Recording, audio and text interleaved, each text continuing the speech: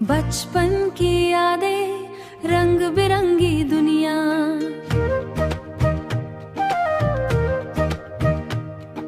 कागज की कश्ती, बारिश के पानी में, हर पल है एक नई कहानी का राग। पेड़ के नीचे है दोस्ती के पल, हर मुस्कान में बस खुशी के रंग। गुब्बारे, पतंग और छोटी सी मुस्कान, दिल के हर कोने में बस खुशी का रंग।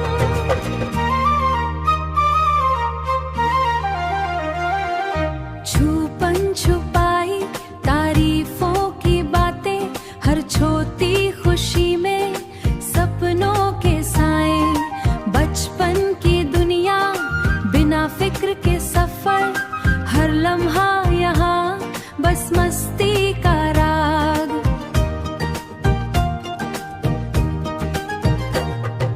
पट्टों पे खेलते नदिया के किनारे, हर पल है एक नई तस्वीर का आंगन। हवाओं में उड़ते ख्यालों के रंग, दिल के इस सफर में बस खुशी का रंग हो। दिल के इस सफर में बस खुशी का रंग।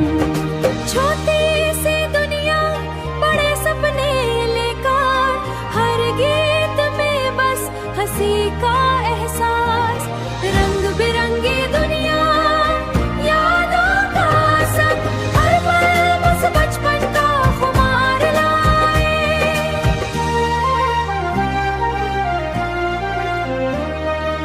हवा के झोंके, मिट्टी की खुशबू, हर राह पे बस खेल और मस्ती।